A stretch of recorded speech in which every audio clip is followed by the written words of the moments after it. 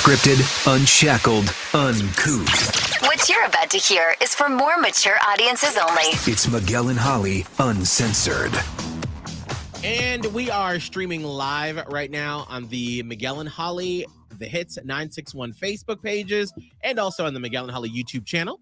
Don't forget, you can listen to Miguel and Holly Uncensored wherever you listen to podcasts. We also have Miguel and Holly Full Show podcast. We have Miguel and Holly's Blown Off podcast. And we have Queen City Confessions podcast. So somebody asked about that. Yeah, you can get them all sort of individually whenever you want, or just listen to the full show.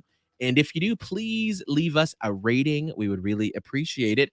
And I got to give a shout out before we get into things to Stefan, who before we even started the podcast was like, "Happy Friday. Let's hear."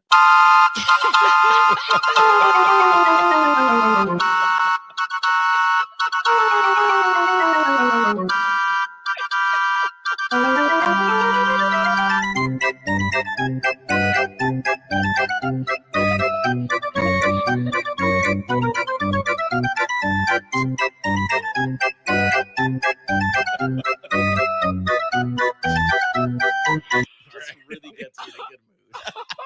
It really does. Oh my dear Lord. And the fair is like in Raleigh this weekend. It's appropriate. It just someone blew that flute or whatever it is so hard.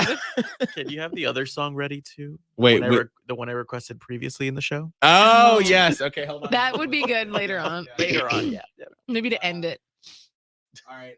Producer Kelvin will have a good moment. Real quick before we get started with our guests we have on today, how's everyone doing? Oh, we good. We're good. I wrote something down. Oh, here's the only thing that's on my mind as I head into this weekend. I don't know which version of Annie to watch with Maya. I know this sounds stupid. This is my life. Apparently there's 3. Oh. There's the original 1982 version. Oh my God, I can hear all that. No. Oh, can you hear it on the podcast? We can hear it on the podcast, no. Oh, good. Okay, I can just hear it. Okay, that's fine. Sorry, so anyway, there's I know. Sorry, okay. I'm like trying to scrub through it, and you're like, I'm trying to talk, but I can't hear it. I just see it. Right. Yeah, and Kelvin's like, no, none of us can hear it. And my headphones is like, so weird how the technology works. Anyway, there's a 1982 version, the original with Carol Burnett, like that old school one that my grandmother made me watch. And for some reason, I really disliked it. It just felt dark and mean to me because I watched it when I was a kid. But my person really wants to watch that version. It's the original. And then there's like, I looked it up. There's like a 1999 Annie with Kathy Bates. And I was like, okay, Kathy I don't remember Bates. that one. I think it was a made-for-TV movie that Disney Plus did or whatever Disney did. Mm-hmm. And then there's like a 2014, 2015 Annie where Annie's black. Yes, that's the one. I remember that. Yeah. I remember it vaguely, but I wasn't Jay-Z in it or something, or maybe I'll have to look that up while you're explaining. I'm looking up the Rotten Tomato scores. Oh, that's a good way. I didn't think of that. So, anyway, there's those 3. And the reason I say all this is because Maya is in a little drama club at her school, 4th and 5th grade, and they're doing Annie. This is like her first like musical play, which I'm like, holy crap, 4th grade. There's already been drama with the tryouts. Like it's been a whole thing. Oh no. Yeah, it's a lot. Anyway, so tonight, she's never seen it. I haven't seen it since I was a child and watched the original version with my grandmother who like loved it. And so we're going to watch Annie, but I don't know which one to watch. I vote for the Black Annie because it has Jamie Foxx as, oh God, was it Daddy Warbucks? Well, that's the name of the character. Yes. As him? He was him? Yes. I'm looking at the poster now. It came out in 2014. Okay, yeah, that's I said 2014. Well, and obviously you're like, culturally, you should check it. But like, I've never seen that one. Oh, Cameron Diaz was in there. I totally forgot. Yeah.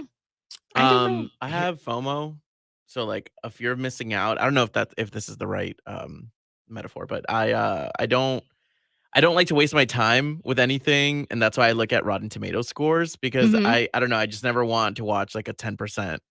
Kind of movie. So that's why I always tell you, like, go to Rotten Tomatoes and it'll be a great time. What does Rotten Tomatoes say? they're all bad. Oh. But it Right. seems like the original one has the best reviews. All right. Maybe So- because it's like a classic. Go with that one, and then sort of if she's like, and then you explain, oh, there are different versions, Yeah. and then go from And then there. if she wants to watch another version, we can. But knowing her, she'll be like, yeah, I'm good. like, All right. So I think I may watch the original, as old as I am, Annie, this evening. So that's what I'm doing. Kelvin, Okay. how are you doing? This has been a really rough week of sleep for me. Ooh.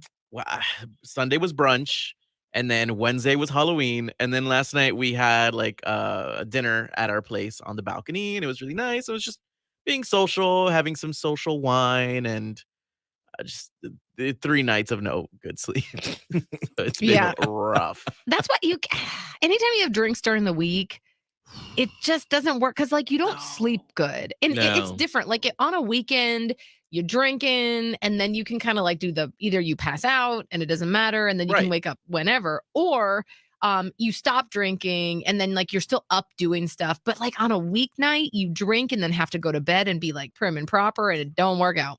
You guys have been doing this for years, like morning radio. Mm-hmm. Have you And not? for me, no, like I'd say like 2 years, maybe. What? At this point, yeah. Jesus, that's it? Yes. Oh, Yeah. God. I started in 2020. What? Yeah. I thought you done been in it for at least a minute.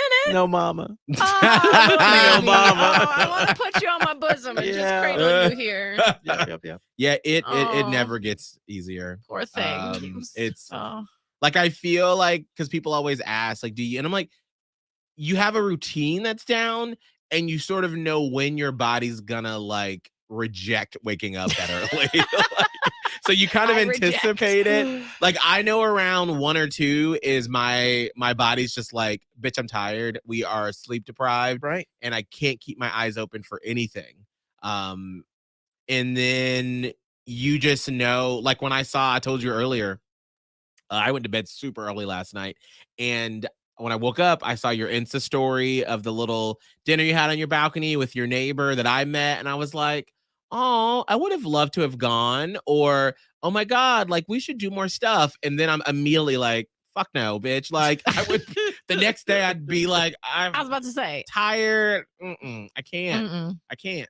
No, And and like sometimes it tickles into my head. I'm like, maybe we could go like out to dinner on a weeknight, and then I'm like, who am I kidding? I have a very strict schedule that I stick to. This is not gonna work. Well, I told Abe, because we've done it a couple of times since moving to Charlotte, that since we live in Uptown and it's like 2 or 3 minutes from, nice restaurants that are local, I'm like, and he doesn't work, long hours, or he doesn't work right now. And so I'm like, we could go to dinner at like 5:30. Yeah. Oh, if it's early Right, enough, right. I'm fine with that. But is he? No.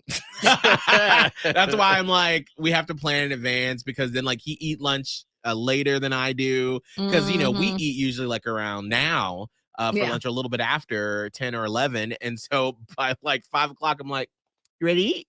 Oh, He's I know. like, I just ate it too. Yep. So, That's true. there was one more thing I wanted to. Oh, no, we're gonna have to do that on Monday. I have this really cool thing I want to do on the podcast, so I'll tease it for Monday. Mm-hmm. I found a bunch of different scary movie situations, and we all have to discuss what we would do in that situation. Because you know how like when you're watching a movie, like we just watched Halloween, and you're like, bitch, why are you walking down the street? Why you go out back? What are you doing? But like some of them are kind of impossible, and you're like, well, what would you do? So we're gonna do that on Monday's podcast. Ooh, that's exciting. But right now we have the one, the only Miss Soul Worker Stacy. Yay! Hello. How are you guys?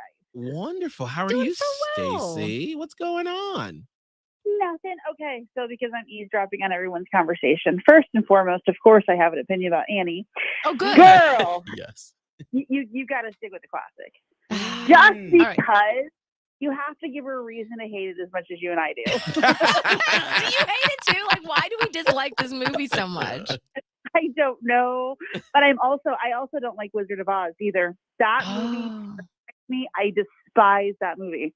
That's interesting. We were talking about possibly showing it to my person's daughter, but I was like, well, because she's very sheltered and she doesn't watch like any scary things. So like even the slightest scary or like suspenseful thing, no good. So I was like, well, I don't know. I watched it when I was like 5, and the only reason I know I was so young, and my mom was very protective, is because I had pink patent leather shoes that I would have to wear when I watched the Wizard of Oz, because they were very much my ruby slippers. I'm like, maybe we could do it. But then I thought about it, and honestly, Stacy, like it can be pretty freaky if you're a small one. It's very dark. There's so many innuendos with all of that and the darkness and spiritual side of things. I'm like, yeah, no, we're good. We're good. Yeah. I got it. I got you. All right. Well, then you know what?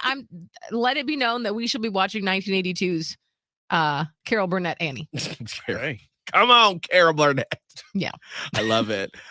So Stacy, we wanted to chat with you today. We're not doing any readings today. We will pick up with that here soon. But today we wanted to spend some time talking about soulmates. And about, do they exist? How does it work? Because, what does it mean? Right. Because I remember like growing up in movies, you would read about, or you would see soulmates, and it'd be like, there's that one person in the universe that's destined to you and you will find them. And that fucks you up when you're like older and you're like, well, I don't feel like there's anybody out here for me. Where's my one? Like, I'm sorry. Right. You're searching the world for billions of people to find your one. That always didn't sit right with me. Yeah, that wasn't enough. So then I learned, later on after going through a long bitter phase, that there are multiple people that could be your soulmates for different reasons. You can have someone that's your friend soulmate, like Holly is for me, or you could have your whatever, different people serve different purposes. So that's sort of the conclusion that like we've come to. Mm-hmm. But from your angle as a soul worker, as someone who is connected to the universe and beyond, like what is a soulmate? That's a really open question, and let's go play. Yeah, I have sessions strictly on just the subject alone because it really does take up a lot of people's lives. So for personal, private, I'm just going to be completely open with you guys as much as I can. Yeah, there's 1,000 different people that you can meet tomorrow and have that instant connection with. And you almost feel like you've known them for all of eternity. And everything just kind of fits, but then you realize something. It kind of fizzles out. Or they become a massive pain in your ass. Where you're like, but wait a second, we had this. Why aren't you feeding me? Why aren't you loving me the way I love you? Why are we not connecting? And honestly, it's funny this way because you look at it, and sometimes God, the universe, whatever you want to call it, gives us those people to make us grow and help us find experience within ourselves. And yes, I personally believe, and you guys are going to sound crazy, don't throw things at me, you do just have one person, but finding that one person, that serendipitous person, is literally like 1 in a million. Yeah. So, but if you don't meet that person and you end up marrying them, does that mean you're married to the wrong person? No, absolutely not. And that's the other thing that people have, like, we have put on such a facade for romance and all of the other crap with all of this. And forgive my bluntness, I'm just going to throw it all out there. Please. We have so many people in our world that feed so many cups and so many buckets. And like, okay, my soul person, Holly knows all about this person. And it's the only person I cannot feel, I cannot read, to the point where my best friend was a family member, his doctor that had passed, that my best friend diagnosed, and I had no idea that they were connected. We are so immersed in each other's lives in so many different ways that we had no idea how immersed we were until like years after knowing each other, that this entire time through our lives, we've kind of been around each other without realizing we're around each other. But we're not married. We're not romantically involved because we can't be, but that doesn't take away the relationship, and that doesn't take away the connection, because it doesn't always have to be about love and romance. Does that make sense? Yes, but how do you know, or how do you tell the difference between someone that is your soul connection and someone that you're married to? Like, is Abe my soulmate, or is Holly my Well, soulmate, or is Kelvin yeah. my soulmate? Hey, Kelvin. Yeah. Oh, You've been looking at me, Mom. Oh. Your soul gets to have besties, and that's the other thing too. It goes into a whole bunch of different branches, and some people believe in twin flames, some people believe in just soulmates, some people believe in just cosmic soul connections, and those connections are just like your best friends that you're like, oh hey. Sometimes those cosmic connections are just your spouse. Sometimes your deep soul connections or your soulmate can be your best friend. It's honestly whatever the universe, my personal belief is whatever God decides to put into your world for what your soul needs for that given time. And how you tell the difference is numerous different ways. First and foremost, always ask yourself and double check yourself for attachment or issues. Because sometimes we immerse ourselves into not so good relationships, assuming and thinking that it's some kind of relationship in that soul connect way. And it turns out just to be anxious attachment. Right. So you really got to do the actual psychological work as well to figure out like what are my attachment styles? Do I have issues from childhood? Like, does this person trigger me in a certain way? Yeah, there's a lot probably that can get confused there. Yeah, that was definitely Absolutely. me for all of my 20s when I would date someone, and I would immediately after a week or two be like, oh my gosh, I want to be around you so much. And then a lot of my boyfriends that I had before Abe and I got together, after a month or two, there would always be a switch that would flip, and I'd be like, ugh, God, I do not want to be in this. But then I'd be like, well, maybe that's just me. Let me work through it, because it's supposed to be the person that I'm with. But it wasn't. It was me. It was a fake out, basically. I didn't understand myself.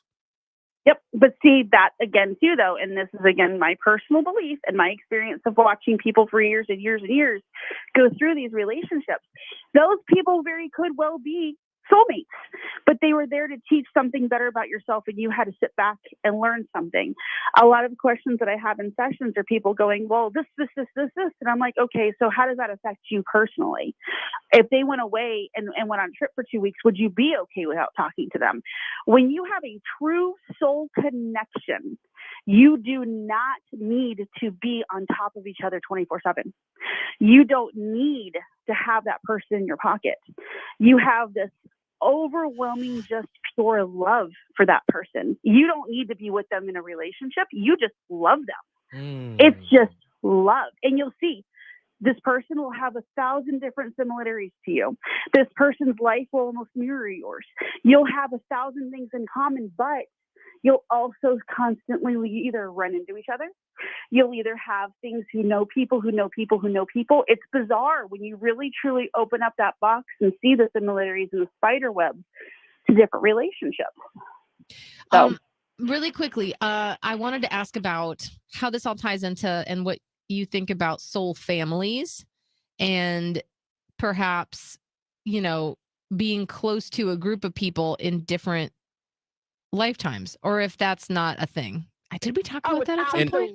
I thought we talked about that at some point, right? I was going to say a few years ago, I want to say, but yeah, we've totally, think about it. I think, and this is something I've talked to you guys personally on, we're definitely part of a soul family. We vibe, we get it together. I sometimes think that in heaven, God picks us out people and we're like, hey, we're going to go down together. And you may not be my sister in blood relation, but you're my sister in that spiritual soul connection. Absolutely. And you can float with people. It's fascinating how many different ways it can go. It's incredibly fascinating to me. If you have a question for Stacy, you that are watching on Facebook or YouTube, leave it in the comments and we can ask anything about soulmates. I'm also curious, sort of in that with the family. I just watched a movie and I was a little tipsy, so I don't remember like what happened at the end. It happens. But it was basically the premise of the movie was that it was 3 different types of people that would be reincarnated through time. And so what types? You said types of people? So they were broken up. This is where like I got a little tipsy. I don't remember like exactly You're like, the 3 different types. I just remember the premise. That like there were one that believed that the reason why they were reincarnated was to help society move along and like learn from the bad things that have happened. Yeah. And then there were some that didn't like it and they were trying to do everything to stop humanity, basically. And so there's like a whole good and evil, but the whole premise was that once you got into puberty, all of a sudden you would have these memories of, like I could create an ancient Chinese sword and you don't know how you know this. And then all of a sudden at one point in your teenage years, boom, you realize I've lived all these people. And then like, as the people that are older that know it, they have like a little compound, basically. They sort of bring you in and say, hey, this is your role. This is what you're supposed to do. And so basically people have like had these loves that have lasted through generations and thousands of years, basically. Mm-hmm. Do you think there's any truth in that concept? I thought just the whole concept of the movie was interesting about how they would keep finding each other time after time. Absolutely. And I guess that's just the hopeless romantic in me as well. But when you really think about it, and I've met people where they've had multiple lives together, and it's like, and they find out, well, like I've talked about with you and Holly, you guys have been together in multiple lives. I always say, like, sometimes your soulmate is like your best friends for all your lifetimes. It's really cool because, yes. And I think that sometimes they're either placed to, bring out the best, help you gain something, help you destroy something, help you. It's all of it is completely connected. And I think those are sometimes where those ideas come from too, is by people's personal experiences. Are there any like a bad type of soulmate, like the opposite of that, like your arch nemesis? Is that a thing? I wouldn't see why not. I mean, I have met those kinds of people, but again, that's like God, the universe, and putting that person into your life to go, here, there's your mirror. There's your yin to your yang, and there is your absolute worst person. So what in those qualities do you see in those people that you don't like, and why? Because they're usually reflecting all of your crappy things. Yeah, so or like what you need to work on or whatever. Yeah. Yep, absolutely. Because you know how like sometimes you'll meet people and like I've seen Abe, who is the nicest human, who loves everybody. There's only been like 2 times in the 5 years we've been together where he's met someone and like he was kind of rude to them. And I'm like, whoa, did y'all have like a previous interaction? But he's just like, I can't talk to them. I don't know that. I just there's something about them I don't like. Do you think that like maybe it was something like that? Yes, or, and this is where we can start talking about that Halloween-y stuff, they could have had a yucky spirit with them. I mean, you got to remember, we get people that hang out with us that even when we don't want them, and knowing your honey the way that I know him, yeah, he was probably feeling on souls. He was probably feeling on other souls, and we do it without even realizing we do it. Sometimes it's past life experiences with those people. Sometimes it's just feeling that vibe that person can be carrying something gross with them. Now, when you say carrying with them, like they just have like a I don't want to say demonic, but like a bad intention, something. bad energy person around them. The ick. Yeah, and then sometimes, okay, and this is going to be where you got to be careful where you do play, where you do find your information, where you do go into that place of the spiritual realm, and because there is a dark side. There is a very, very, very dark side. And I've lived my whole life being very careful about protecting myself personally from it. But I know other people where I've gone to people and their homes, and I'm like, never again. I am never coming here again. I put it in my phone, calling it like the black house, because of the dark, black energy, like this dark, like pulling out everything it owns like a black hole. So I'm like, nope, gone. We're good. We're not doing that anymore. It's because it's too dark for me. Why gotta be black? No, I know. It's a RuPaul joke. It's orange, girl. It's orange. Wait, so what causes that to happen? Like, does that like something bad happen and that creates like where does that evil negative energy come from? So what people would sometimes believe, the Bible speaks of hell and, Satan and fallen angels and all of that fun stuff. It goes into a whole different world of if there's good, there's bad. You guys know that. You always have to have the opposite. So there's no reason why all those little gross people come around our souls and whisper it in your ear about stuff as good as the good ones can. I remember they have just as much freedom as we do. Yeah. I remember somebody once telling me, like, you can see when somebody is being followed or has a dark energy around them. And I want, Yep. I don't know, I don't people watch enough, but I don't know, maybe if you concentrate hard enough. No, you can. You can see like a shadow behind them as they walk by. Yeah. Yeah. I've heard of that before. Absolutely. Because they have just as much reign around us as normal, happy, good spirits do. I'm sorry. I feel like I should be saying more, but I'm kind of processing as we all go through this also. Yeah. I'm wondering, like, thinking about Jeffrey Dahmer, and serial killers, and how we love in America, true crime stuff. Mm-hmm. When you have someone like a Jeffrey Dahmer, like, is that someone who not like possessed, but like how does that happen? Like, can you? Are you ready? Oh. So, from what I've been learning and gathering, and I'll dip my toe into this religion, dip my toe into that religion. You guys know how open I am to everything. It's fascinating because I'm a big believer in all the bad has to happen for good to come through. You guys know that. You have to have the storm to have the new land. You have to have the fire. You know what I mean? Everything bad has clearing. So I think people are used for that.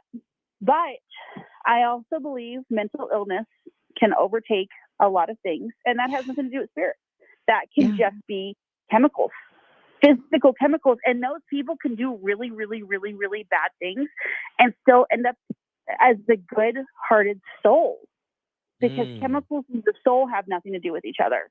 Do you know what I'm saying? And then other things can be demonic. Other things can be demons and whispering over your shoulder going, oh, there's no reason why you can't do that. Come on, let's go play. All of that. You know what I'm saying? So there's not just one thing. Right. That's interesting. So do you think that's why, because I've always wondered, as a person who's super into true crime, but also into history, like, why in the 60s and 70s we started to see serial killers come about, whereas before, like, it wasn't a thing. Like, obviously we put a name to it then, when the FBI were like, oh my gosh, we noticed that there's a pattern. I think it had happened previously, but how did you disseminate information before that? Like, if somebody killed multiple people in the 20s, they didn't really know what to label it, but there did seem to be a rise in a certain type of killer. I would say, I guess, maybe in the 70s. Have you ever felt anything about that, Stacy? News networks getting involved. People sincerely think about it. Serial killers have always been a thing. If you look back and England and Paris and all the stories from the 2010s. Jack the Ripper. Yes, absolutely. But we've become more socialized with it, because when the news outlets start butting up and they start digging for more information and putting it in our faces, that's when it seemed to be more prevalent. It's always been there. Right. So, yeah, it's always been there. It's not like somebody started waking up today and go, oh, we're going to go kill thousands of people because we're bored. No, it's always been there. It's just what we find out and what we don't know. Yeah. Do you think technology has had any sort of connection to, like, the other world, the other side of things? I just watched a movie on Netflix where Donald Sutherland was this, like, old rich guy, and this takes place in, like, right when iPhones came out. So that was what, 2008? 2007. And he's an old billionaire, and he befriends this young guy like years before the first iPhone comes out, and he just wants the boy to come read to him. And they read, and then iPhones come out. So the little boy gets Donald Sutherland, the billionaire, a phone, and Donald Sutherland, and this is a Stephen King original story, that they turned it into a movie. So very much, in Stephen King's way, Donald Sutherland is like looking at all the information, and this is 2008, the first iPhone, and he's like, this is going to lead to the downfall of man, and false fake news is going to be a thing, and yada, yada, yada. So then he passes away, but then all of a sudden this young boy starts getting text from Donald Sutherland's phone number, even though he's dead. And so this is kind of spoiler alert if you're gonna watch it. I'm not gonna watch it. Well, Kelvin might. It's okay. Close your ears. The boy, like, because he was like a confidant Donald Sutherland was a confidant to him. And so he's being bullied at school. And so he just calls Donald Sutherland's number just to be like, I'm being bullied at school and these people have been really mean to me and he did something really bad. The next day, the boy's dead. And he's like, that's weird. And so this pattern, the bully is dead. Yeah. And so the whole premise is that like this, spirit through the phone is connecting with Donald Sutherland's spirit and he is, doing his bidding. Do you think, obviously, that's... Well, no, but felt like a lot. Well, I'm just saying that, like, technology and spirits in the other world and whatnot, like, is there a connection there based off of that Stephen King? Because obviously, Stephen King felt that by writing that story. I was going to say, I always am a big person of never say never, first of all. Secondly, I have had a lot of different clients and people that I've spoke to that have said, weirdest thing happened. I had just lost my mom. I just lost my father, my child, anything like that, and would get a weird text message from their phone number. Is that coincidence? Is that God giving, peace? Is it that person? We don't know until we're gone for sure. But I say, why not? Right. I mean, I know all of that stuff has had something to do with the way things are now, if you think about it. And you never know. It's all energy. And even the phones that we hold are energy. It's all energy based. So that's what it is. It's just so much energy floating around. And that's the direction that I lean in, where it's like we're all energy. Like we're all just going to transform into some different type of thing after, we pass, because that energy can neither be created nor destroyed. It's just here. So I just find it interesting, all this stuff, because the more you pull at that little thread, the more things unravel. And it's like, suddenly you find yourself being like, wait a second, I got to back off because my brain just turned into soup. Whew. And Quadri asked, what movie is it? It's Mr. Harrigan's Phone on Netflix. Oh, it just came out. I might watch it. I want to point out too on the chat, Amy just popped in. I know, and Amy already said this is cool to talk about, but Amy and Stacy had a session earlier today, and Amy was blown away. So Stacy, whatever y'all talked about was amazing, apparently. And she said that you just got her, like, new things that she never thought you would have ever talked about, if that makes sense. Stacy be doing that. Yeah. And Laura said, Stacy, this present darkness speaks to the spiritual warfare going on around us. I'm sure you've probably read that. Yes. I was literally just having a conversation with one of my closest friends who's a pastor about the spiritual warfare thing going on. And it's dark, it's deep, and it's, those people who want to stand in that white light, who want to be the goodness, who want to be the glory, who want to be the people who walk in that place, do it strong, because you're going to find every reason for it to be pushed down. Keep going anyways. Would that be to like yourself, like soul workers or light workers, or anybody, star seeds? Anybody. Yep, anybody.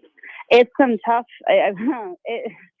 We are going through some major things, and personally, my life has been in complete shambles, and it's given me every reason to just go, you know what? There can't be anything good in this world. There can't be a God. Why would God do this to me? And that's when I personally believe that's that darkness coming and talking. And I can't help but stand up and go, this is just a lesson. You got to find the perspective, and you got to find the positive perspective whenever you're being slammed down, because there is that spiritual warfare going on so hard, and you've got to find the positive every single situation and try not to let it overtake you, or they win. Yeah, it can be so hard too sometimes when you're trying to do what you feel is right in your soul, and you're like, I'm being called to do a thing, but nobody else really probably would get this thing, or like I'd get a whole, like I'd just, that people wouldn't understand it or whatever. But you're like, but I gotta stay true to my light, to what the light says, and it can be really tough, like you said, Stacy. It's just so, I don't know if I wish there was like a way to have like a light group that's like, we're just gonna keep pushing forward no matter what. There is. There can be. Continue. Sorry. No, I was going to say, like, because I'm thinking of if someone's listening to this or watching and they're like, are y'all talking about religion? Are you talking about going to church.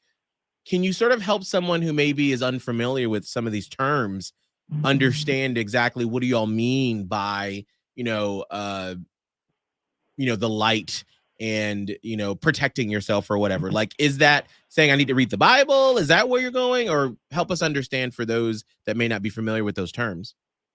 So I'm going to apologize now. I personally, and this is to keep my beliefs to myself, I'm a Christian. I go to church. I praise God. I praise Jesus. However else anybody else sees fit to look, I always look at it this way. Whatever you truly believe in, the goodness of it, the good, the source of love. Because sincerely, when it all comes down to it, God, the universe, that bright white light is nothing but love. Love. Yeah. You got to love past the pain. You got to love past the hate. You have to love when you're the most angry and disappointed and the saddest and just broken. You've got to find the love for that person who hurt you, for that situation that hurt you, for the peace in the life that hurt you. You have to understand that sometimes when things don't work out, when things don't come the way you think they should, when things end up in a complete different place than you expected them to, instead of getting sad about it, instead of just becoming, resentful, love and trust that there's a whole other path that has been opened up for a different reason that we're not always supposed to know about. We're not always supposed to be ahead of everything. And sure, the Bible, that's a lot of people say, go read your Bible. And personally, I found a lot of different things in the Bible, or let me just tell you, Miguel, I texted you this and this completely blew me away. My pastor brought to my attention that there's 9 gifts of the Holy Spirit. Apparently I have quite a few of them. It blew my mind. I'm like, whoa, all of this stuff my whole life, it's real. It's real. So it's all of this spiritual stuff is real. So it's just real. And you just got to find the best parts of it so that works with your soul, what you feel good with, what you love with. But love is the ultimate thing. You just have to love and understand. I think that is helpful to say, like, whatever feels right to you. Because I've had people say, like, I'm going to give you some messages or whatever. You take what feels right to you. And I think as someone who was raised in the Catholic Church myself, and I struggle with it, but it just feels like I have to kind of keep pushing forward with what feels right in my gut, like deep down in my soul, where it's like, if I have questions and I can't make sense of them or whatever, I'm going to still just keep doing what feels right. And I know that that's probably wrong by definition by any church, because there's a lot of rules and regulations with structured religion. And so that's where I have like issues and I have questions and I have skepticism. I have some skepticism and rule issues with rules and things with the structure of religion, but never with spirituality. And so that's where, and like when you said, God is love, that's what I think too. And I'm probably more likely to use the term universe of late than God, but I still believe that there's like a God that is the universe. There's like a creator of all this, and that is an energetic source of love. And so we're the same, like that. We've got the same basics going. So I feel like to say, go with what you feel to be true is accurate. You have to. And the other thing too, that I was just talking to somebody else about this week about, is they're like, well, how do I chip into my gifts? Well, your gifts are going to be given from the beyond. Your gifts are gifts from somewhere, something. To chip into them and to really like work on them and to feel them more, it's sincerely surrendering yourself and all of your will to whatever power you believe, whatever you feel right with, because it's between you, your soul. It's about your soul and whatever's out there. And it's been something that I've worked very hard on, because I've gone to people going, well, I have a very hard time with religion. And even a spiritual, like a pastor, a friend of mine has said to me, Stacy, it's not about the religion. It's about the relationship. And that hit me to a whole different level because we do worry about the rules and we do worry about how all that goes. And it's not about that. It's about where you feel right. And you can ask for signs. You can ask for signs and they will come. You'll have people are listening to this right now and going, oh, there's my sign, because you're asking for it. You're praying for it. You're manifesting, however you want to put into terms. All of this is working for you, towards you. And the darkness doesn't want that. The darkness doesn't want that. So we have to overcome all of that, if that makes any sense to anybody. Soul Worker Stacy, always coming with the truth, girl. Stacy, if people want to book a session with you, how can they do that? They can book on my website at soulworkerstacyrenee.com, and they can find me on Facebook or Instagram at soulworkerstacyrenee. And we just had Amy who said, I'm still needing to talk to Stacy Renee again. I have a lot of bad things happening and need to know why and when it will all turn around for the better. Well, there's no other time like now to find out. And Stacy, before you go, I want you to experience this little piece of Halloween goodness that producer Kelvin found.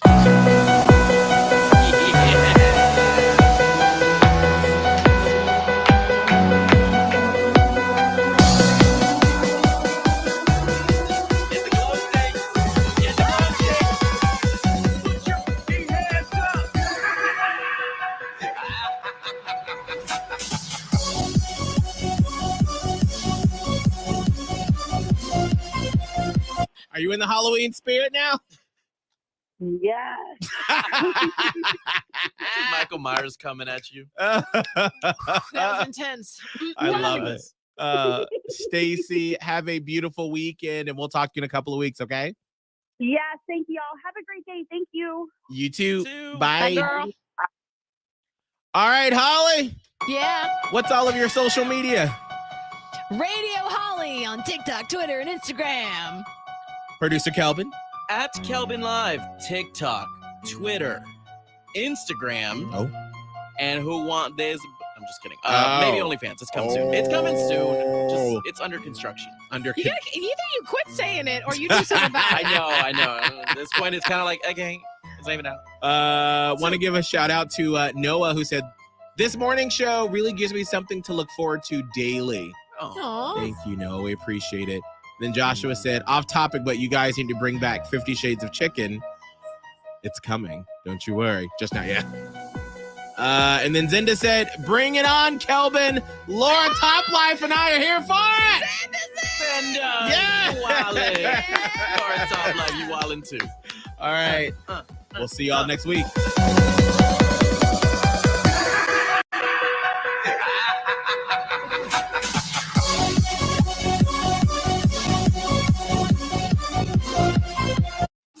Miguel and Holly Uncensored.